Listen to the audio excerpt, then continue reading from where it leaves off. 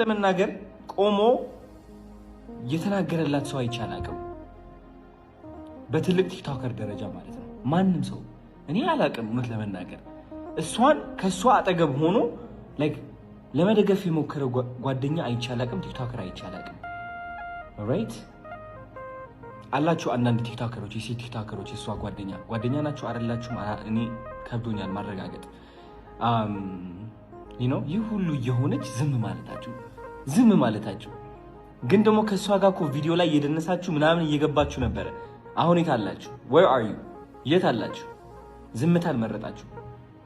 ጃኒ ስኬታማ ለምን እንደምትሆን ልንገራችሁ፣ ተስፋ እንድትቆርጡ ካሁን ጀምራችሁ ማለት ነው።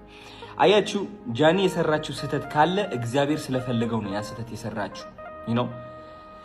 ጃኒ ያለፈችበት መንገድ እግዚአብሔር ስለፈለገው ነው በዛ መንገድ ያለፈችው። የእናንተ የውድቀቷ ምኞት እንደማይሳካ ላስረዳችሁ ስለፈለኩኝ ነው። ቆይ ተከታተሉ። ራይት ሶ የሰራችሁ ስህተት አለ፣ የመጣችበት መንገድ አለ፣ ቪዲዮዎች አሉ።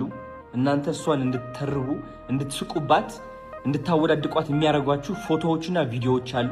እነዚህ ፎቶዎችና ቪዲዮዎች እግዚአብሔር ሆን ብሎ ስለፈለጋቸው ሶሻል ሚዲያ ላይ አውጥቶ ቁርጥ አድርጎ ቁጭ አደረገላት። ራይት አንድ ነገር ጃኒ ያልነገረቻችሁ ግልጽ ሆኜ ልንገራችሁ።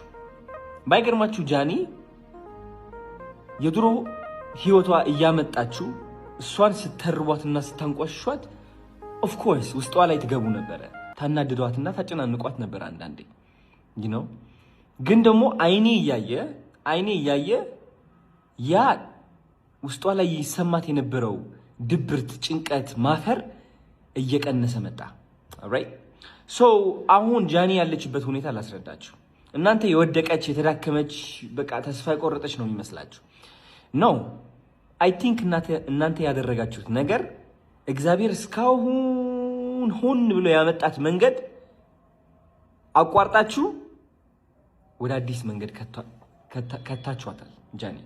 ይህ አዲስ መንገድ ደግሞ የበረከቷ መንገድ ነው። ኦልራይት እናንተ አሁን የወደቀች መስሏችኋል፣ ገደል ላይ ያለች መስሏችኋል፣ ግን አልገባችሁም። ገደል ላይ አይደለችም፣